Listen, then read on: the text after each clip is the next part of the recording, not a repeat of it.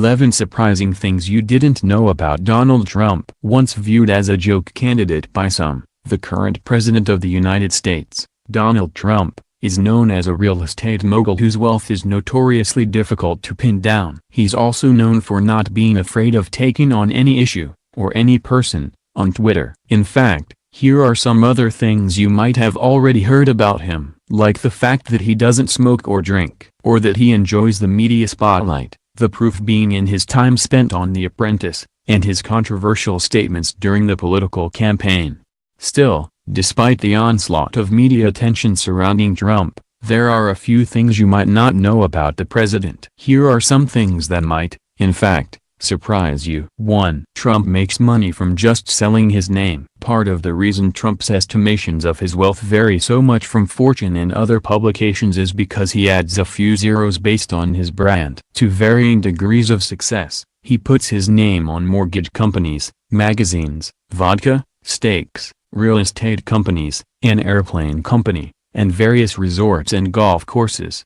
Many of those ventures have been backed by Trump's own business-focused mind. But Trump also makes money by licensing his name to a variety of projects that he's not a part of. In those cases, it's literally in name only. As New York Magazine reports, this became a popular business tactic for Trump in the late 1990s and early 2000s, when condominium developers and other real estate moguls would offer Trump a stake in their profits if he lent his name to their building. Trump, who had made his name in developing, decided this setup was a favorable one, because it's better than ownership, because it's a licensing. You don't put up money. You don't put up anything. Not surprisingly, those ventures don't always work out so well, but people are sometimes led into making subpar investments, believing Trump is actually behind the project. John Oliver walks through the issue in the clip above from last week tonight, beginning around 12:38. 2. He doesn't use a hair dryer. The 2016 election cycle was the first time multiple candidates came under fire for their hairstyles, and in most cases, it wasn't even centered around the female candidates. Bernie Sanders didn't like discussing his wispy white mane very much,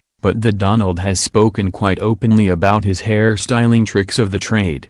One hairstylist told Time that to create Trump's signature locks, all you'd have to do is blow-dry your hair forward, fold and blow the front section back, sweep your locks to both sides, and then empty a can of hairspray onto your head to keep it in place. But Trump states he doesn't use a hair dryer. I get up, take a shower and wash my hair. Then I read the newspapers and watch the news on television, and slowly the hair dries. It takes about an hour. I don't use a blow dryer. Once it's dry I comb it. Once I have it the way I like it, even though nobody else likes it, I spray it and it's good for the day, Trump told Playboy in a 2004 interview. Trump also admits to vanity, especially when it comes to defending his locks. In his book Trump, How to Get Rich, he spends a chapter talking about his hairstyle and his habits surrounding it, categorically denying he's ever worn a hairpiece or wig. I will also admit that I color my hair, Trump writes. Somehow, the color never looks great, but what the hell, I just don't like gray hair. In the book, originally published in 2004, Trump wonders how long his hair would continue to be a national conversation piece. Apparently, running for and becoming president cements it permanently. 3. He's largely credited for the failure of the NFL rival league. A little sports background for posterity. From 1983 until 1985, the United States Football League attempted to grow in popularity with hopes of becoming a rival to the NFL. But the league folded after just 3 seasons, a sour turn of events for which many sports fans blame Donald Trump. These days, Trump is mostly known in the sports world as being an ambassador of golf. In 1983, however, Trump became the owner of the New Jersey Generals, and pushed for the league to move from a spring schedule to a set of games in the fall, taking on the NFL directly. The Generals did better in their 2 seasons under Trump than their inaugural year under other ownership, but that didn't stop people from placing blame for the entire league's failure at Trump's feet. According to Fortune, Trump led the charge of owners in the USFL, who sued the NFL for antitrust violations. The goal was to either earn TV spots after a successful lawsuit, or encourage the NFL to merge with the USFL. "We're going to have a league that's going to be just as valuable as the NFL," or we're going to have a merger, Trump said. Instead, the USFL won just $3 from the lawsuit, and the league folded before ever moving to a fall schedule. ESPN's 30 for 30 documentary series, now on Netflix, details the rise and fall of the league, and Trump's role in it, in one installment called Small Potatoes: Who Killed the USFL. 4. He's always had his sense of confidence. Trump doesn't do take-backs or apologies often, it's just not his style. Instead, he continues to use rhetoric that praises his own work. The self-boosting attitude isn't just a campaign tactic, he's always had a strong sense of confidence in himself and his abilities. One classmate from Trump's high school days at the New York Military Academy told Business Insider that Trump aspired to own real estate on Fifth Avenue even as a teenager, long before Trump Tower came to be.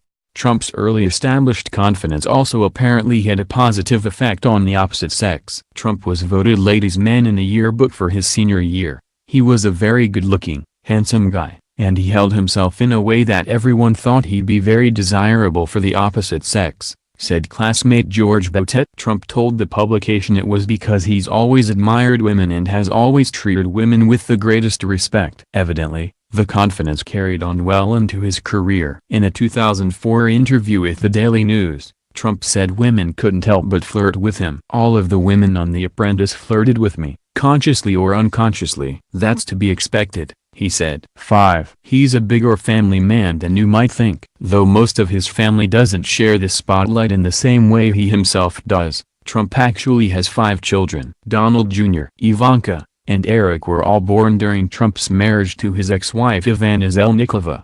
Tiffany was born during his marriage to ex-wife Marla Maples, and Barron was born in 2006, a year after Trump married his current wife, Melania Knauss. Trump is also a grandfather to 8 grandchildren, counting the son Ivanka recently had with her husband, Jared Kushner. All told, Trump sees himself as a family man. "I've always said I've been a great father, less of a good husband," he joked on the Oprah Winfrey Show in 2011. "I love my family." It also appears Trump will follow in his own father's footsteps by passing on the family business to his heirs. Trump's 3 eldest children are already high-level executives in the Trump Organization, while college-aged Tiffany is studying business at the University of Pennsylvania. Barron is just 10 years old. "I'd like them to carry on what I've done," Trump said on Oprah. "I've done a good job, and I'd like them to carry on and enjoy another level, and enjoy their lives." 6. Trump's paternal grandparents and his mother were immigrants. Trump kicked off his presidential campaign with some headline-grabbing remarks on immigration. As the week notes, those remarks were targeting the mass of disaffected, angry, and largely white voters who feel that immigrants have stolen their jobs,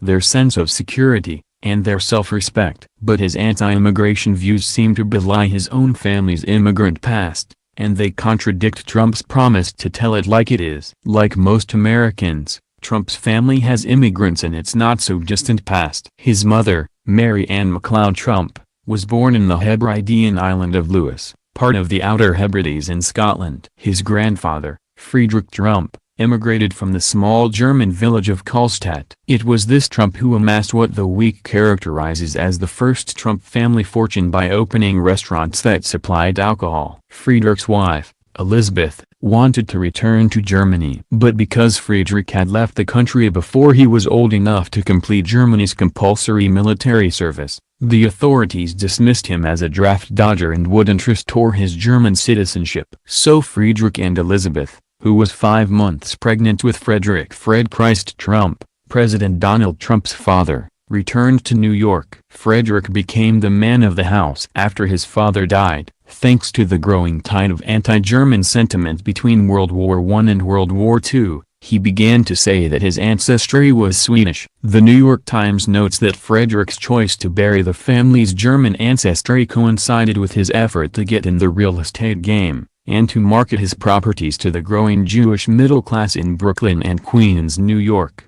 7. Trump has a specific handshake technique. Trump hates shaking hands. As NY Mag reports, he wrote in his 1997 book Trump, The Art of the Comeback, that one of the curses of American society is the simple act of shaking hands. And the more successful and famous one becomes, the worse this terrible custom seems to get. I happen to be a clean hands freak. I feel much better after I thoroughly wash my hands, which I do as much as possible. In 1999, the first time Trump considered a presidential campaign, he referred to the handshake as being barbaric in an interview with Time. Nonetheless, he did say that he'd shake hands on the campaign trail. Trump didn't end up running in 1999, though. He told Fox News in 2002 that he didn't like his few months as a prospective candidate. "I had to shake too many hands. That was always a problem," he admitted. While Trump seems to have gotten over his distaste for shaking hands, his handshake technique is making headlines. Various handshake websites refer to Trump's technique as the pull-in. And according to NY Mag, once Trump latches onto your hand, he will vigorously, here's where the name comes in, pull you in close to his body, as if your arm is the rope in a game of tug-of-war. Trump's repeated use of this handshake technique has resulted in pop psychology analysis of the motivation behind his style. Politicians and diplomats have been caught off guard by Trump's vigorous handshake, and the way it pulls them into the president's personal space. But it doesn't look like Trump is going to break the habit anytime soon. 8. His speaking style is pretty unique, too. Trump is also making headlines for his distinctive speaking style. According to Vox, Trump often jumps to an entirely new thought before finishing his previous one. The news site adds that after consulting professional linguists and historians, what most agreed upon was that Trump's speeches aren't meant to be read or used for sound bites, which is probably why Trump is so frustrated with how he comes off in the media. Of course, Trump had an explanation for this, which he gave at his victory tour rally. "For the last month, I decided not to do interviews, because they give interviews and they chop up your sentences and cut them short. You will have this beautiful flowing sentence, where the back of the sentence reverts to the front, and they cut the back of the sentence off, and I say I never said that." Trump's speeches are typically unscripted. They include many unfinished sentences, false starts, and parentheticals. Trump moves quickly from one thought to another. Vox notes that the president's style of speaking is conversational, and may even stem from his upbringing in New York, where it's a natural part of conversation to finish other people's sentences. Some linguists think that Trump's speaking style is indicative of scattered thoughts, a short attention span, or a lack of analytical skills. But what seems to bother Trump critics most about the president's speaking style is what makes it appealing to so many other people. Vox reports that many of Trump's most famous catchphrases are actually versions of time-tested speech mechanisms that salespeople use. They're powerful because they help shape our unconscious. And that's to say nothing of the fact that what he's saying resonates with many of his listeners. 9. He loves fast food, but followed a very different diet in the past. On the campaign trail, Trump admitted that he loves fast food. According to Vanity Fair, he even occasionally has it delivered to his private plane. Trump said in a town hall debate on CNN, "I think the food is good. I think all of those places, Burger King, McDonald's, I can live with it. The other night I had Kentucky Fried Chicken, not the worst thing in the world." Surprisingly enough, Trump attributes his fast food habit to the standards of cleanliness at fast food chains, which seems to assuage his germaphobic tendencies. The one thing about the big franchises, one bad hamburger, you can destroy McDonald's. One bad hamburger, you take Wendy's and all these other places and they're out of business. But Trump wasn't always a fan of fast food. Before he morphed from reality TV star into presidential candidate, he sounded a lot more like a health-conscious foodie than a fast food aficionado. Vox reports. There was a time when Trump favored heirloom tomatoes, lemongrass-infused salmon, and lingonberry sorbet. In fact, in his 2004 book, Trump, Think Like a Billionaire, Everything You Need to Know About Success, Real Estate, and Life, Trump advised readers to follow the Mar-a-Lago diet.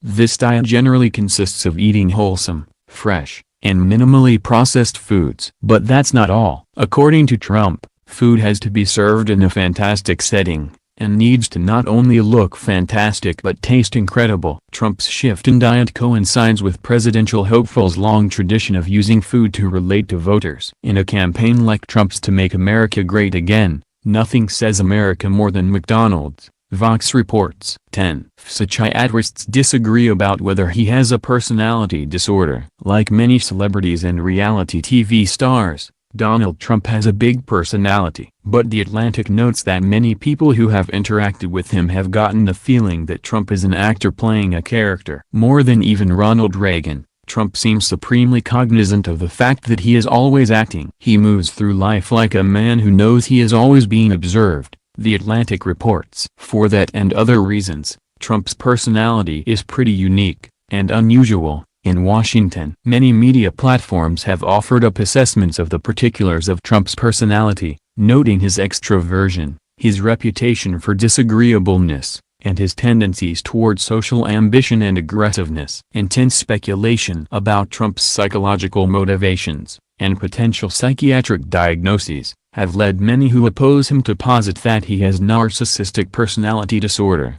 But Allen Francis, the psychiatrist who led the task force that wrote the Diagnostic and Statistical Manual of Mental Disorders wrote to the New York Times that Trump may be a world-class narcissist, but this doesn't make him mentally ill, because he does not suffer from the distress and impairment required to diagnose mental disorder. Additionally, the American Psychiatric Association warned psychiatrists against publicly speculating about Trump's mental state without an in-person evaluation. The organization cited the Goldwater Rule, which NPR notes the APA adopted after a 1964 survey of psychiatrists found that nearly half of those polled felt that GOP presidential candidate Barry Goldwater was psychologically unfit to be president. Whether psychiatrists comply or not, the debate over Trump's unusual personality will likely rage on for the foreseeable future. 11. He's the same person he was as a child. The Washington Post reports that according to interviews with more than 36 of Trump's childhood friends,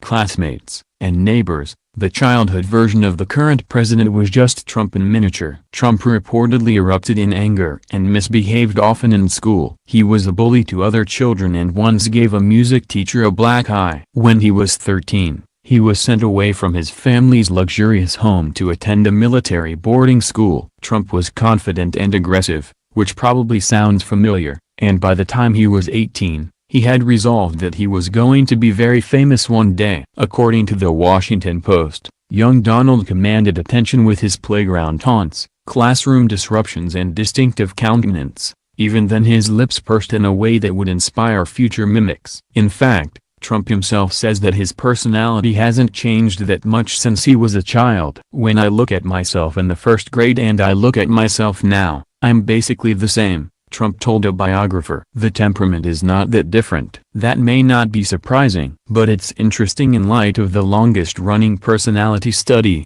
which recently found that people's personalities typically change drastically, to the point of being unrecognizable over the course of decades.